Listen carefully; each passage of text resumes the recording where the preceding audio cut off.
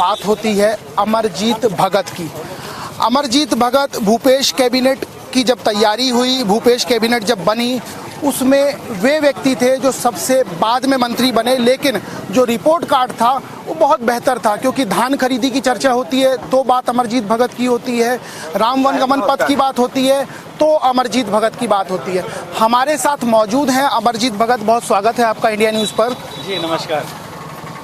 क्या समझा जाए, कहाँ तक पहुँचे हैं? देखिए, सीतापुर विधानसभा क्षेत्र के बारे में अगर चर्चा कर रहे हैं तो समझ लीजिए कि सीतापुर हमेशा कांग्रेस के साथ खड़ा रहा है। पूरा छत्तीसगढ़ के संदर्भ में अगर हम देखेंगे तो सीतापुर का जो शुरुआत है वो पूरा छत्तीसगढ़ में अपना प्रभाव दिखाता है, असर दिखाता है। पिछले बार भी चुनाव की शुरुआत माननीय राहुल गांधी जी, माननीय मुख्यमंत्री जी, माननीय डिप्टी सीएम यहीं से किए थे और माना जाता है कि सीतापुर से शुरुआत अच्छी रहती है। मतलब सीतापुर से शुरुआत इसलिए तो अच्छी नहीं रहती क्योंकि साथ में सीता जी का नाम जुड़ा है, और भारतीय जनता पार्टी के जो मुद्दे थे, राम, गाय, गोबर, सब आपने ले लिए और उसी के साथ चल पड़े, तो सीता जी जुड़ी हैं, इसलिए यहीं से शुरुआत बेहतर है क्या? देखिए, उसके पीछे क्या भाव है तो नहीं जानता, लेकिन यहाँ के लोग कांग्रेस को अपना मानते हैं, अपनी मात्र संस्था मानते हैं और कांग्रेस पार्टी भी हमेशा इस क्षेत्र के ऊपर उनका सकारात्मक दृष्टिकोण रहा है। कांग्रेस को अपना मानते हैं, आपने कह दिया। अब भारतीय जनता पार्टी कहती है यहाँ के लोग हमें अपना मानते हैं। सवाल ये है कि आपकी सरकार की जब बात आती है तो बात आती है बोनस की, बात आती है किसानों की और बात आती है कर्ज माफ़ी की। इसके इतर कुछ और नहीं है क्या आपके पास? क्योंकि यही धुरी बन गए हैं और आप उसी विभाग से हैं। आज से धान खरीदी भी हुई है। देखिए, तो बहुत अहम मुद्दा है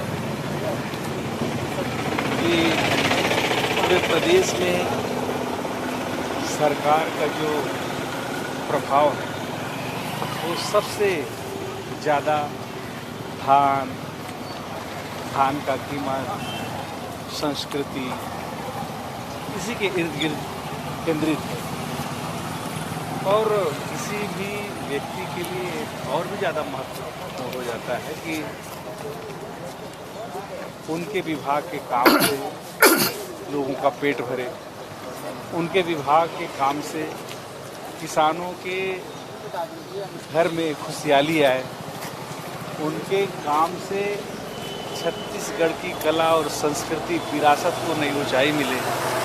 विरासत की ऊंचाई की आपने बात कही, लेकिन जो मूल मुद्दे थे, कांग्रेस की जो लाइन थी, उस लाइन से अलग छत्तीसगढ़ की सरकार चली है। चाहे वो राम की बात हो, चाहे वनगमन पथ की बात हो, चाहे जो रायगढ़ में आयोजन किया हो, चाहे उसकी बात हो, चाहे गाय की बात हो, तो ये क्यों माना जाए आप उनके मुद्दों को कैप्चर कर रहे थे, या जो वो बपौती कहते थे कि भाई राम हमारे हैं, आप उस पर अपनी भी मोहर लगा रहे थे? देखिए, राम तो सबके, हमारे भी हैं, आपके भी हैं, बीजेपी वालों का भी है, कांग्रेस का भी है। लेकिन वो ये नहीं कहते थे, वो तो बोलते थे सिर्फ हमारे हैं। यही तो बात है, कांग्रेस हो या भाजपा हो, राम सबके हैं और राम सबके दिलों में रहते हैं। सबके आचार विचार, सबके जो परंपरा है, संस्कृति है, उसमें है राम। यहाँ राम का प्रभाव चाहे ग्रामीण अंचल हो, चाहे शहरी अंचल हो, चाहे आदिवासी हो, चाहे सामान्य वर्ग हो, सभी वर्गों में उसका प्रभाव देखने को मिलता है। सबरी का राम, सबरी आदिवासी माता अपना झूठा बैर राम को मिलाया है और जो भजन भी लोग गाते हैं कि रघु रामा रामा रटते रटते बीती रे उमरिया, बिल्कुल सही कहा कब आपने। आओगे रघुकुल नंदन, सबरी की नगरिया, बिल्कुल बेटी की नगरिया। बिल्कुल सही कहा आपने। लेकिन एक बात बताइए, धान खरीदी आप लोग कर रहे हैं, समर्थन मूल्य की बात आप लोगों ने कर दी, अभी भी लेकिन एक तबका ऐसा है वो कहता है कि सिर्फ किसानों के लिए किया, हमारे लिए तो साहब नहीं किया, हम कैसे माने। अच्छा, मैं आप ही की बात को रखता हूँ। छत्तीसगढ़ की पहचान धान का कटोरा से, यहाँ जितने लोग चल रहे हैं, जितने लोग हैं उसमें से लगभग 85% से भी ज़्यादा लोग कृषि कार्य पे आधारित है, खेती बाड़ी करते हैं। कोई छोटा किसान हो सकता है, कोई बड़ा किसान हो सकता है, लेकिन किसानी काम से लगभग सभी वर्ग जुड़ा हुआ है। और ऐसे में अगर सरकार कोई नीति बनाती है और 85% लोगों को कवर करती है, तो मैं सोचता हूँ कि सरकार का जो योजना है, जो कार्यक्रम है, वो सफल है। आपने ही उसमें एक सवाल और खड़ा कर दिया, 85 को तो दे रहे हैं, उन 15 का क्या, वो भी तो हैं। बताता हूँ ना आपका, शेष 15 में जब हम 85% को कवर करते हैं, उनके हमारी योजना के माध्यम से एग्रीकल्चर सेक्टर को हम टोटल बजट का 25% टोटल बजट का 1/4 हिस्सा केवल हम एग्रीकल्चर सेक्टर में इन्वेस्ट करते हैं। हमारा कर्ज माफी से, हमारा राजीव गांधी किसान न्याय योजना से जो पैसे आते हैं सीधे किसान की जेब में जाते हैं। किसान पैसा को रखता नहीं, वो बाज़ार में सर्कुलेट होता है। यहाँ के बाज़ार आबाद होते हैं, यहाँ के हर विंग में पैसे का सर्कुलेशन बढ़ता है, तो उस पैसे से बाज़ार की रौनकता, उस बाज़ार की स्टेबिलिटी बनी रहती है। आपने बाजार का जिक्र किया, एक का कर्जा उतारने के लिए आप लोग भी तो कर्जदार हो रहे हैं, आप लोग भी तो कर्जा ले रहे हैं। झूठे का लेना, झूठे का देना, झूठे का चबेना, ये तो कहते हैं ना कि तेरा तुझको अर्पण का लागे मेरा, ओम जय जगदीश हरे। बहुत आध्यात्मिक नहीं हो गए आप? विभाग को पूरा अभी ओढ़ तो के राम का चर्चा चल रहा है, तो आध्यात्मिक तो होना ही है। इस देश का जो अर्थव्यवस्था है वही हमारी लड़ाई है। हमने 85% लोगों को कवर्ड करके उस 15% को भी उसमें उस दायरे में लाया। आप लेकिन भारतीय जनता पार्टी का जो नीति है कि टोटल जो बजट है, टोटल जो इकोनॉमिक्स सिस्टम है, उसके 75% में केवल 4-5 लोग उद्योगपतियों को रखा है। कौन कौन? बस अदानी है, अंबानी है, रिलायंस है, वगैरह वगैरह, 4-5 से ज़्यादा नहीं है। ठीक है। और शेष 25% में पूरा हिंदुस्तान का बजट को रखा है। उसके पीछे सबको छोड़ दिया है, उसके पीछे CBI छोड़ दिया, उसके पीछे ED छोड़ दिया, इनकम टैक्स छोड़ दिया। वो जो बड़े खिलाड़ी हैं, इसमें बड़े प्लेयर हैं, वो तो 4-5 हैं, उनके यहाँ कोई नहीं जा रहा है। उनके यहाँ कोई नहीं जा रहा। ये आपने, मैं आ रहा था लेकिन आप पहले पहुंच गए। आपने ED का जिक्र कर दिया, IT का, आपके विभागों में भी इसका छापा पड़ा? सब जगह कहीं भी पड़ सकता है, आपके यहाँ भी पड़ सकता है। हमारे पास तो कुछ है नहीं। आपके तो है किसके यहाँ? कुछ नहीं है। तो आपके यहाँ जो 75% पैसा रखे हैं, उनके यहाँ तो कुछ जा नहीं रहा है। 25% में पूरा हिंदुस्तान है, उनके यहाँ सब आप एजेंसी उनके दरवाजे में उनके यहाँ जांच करते हुए दिखेगा।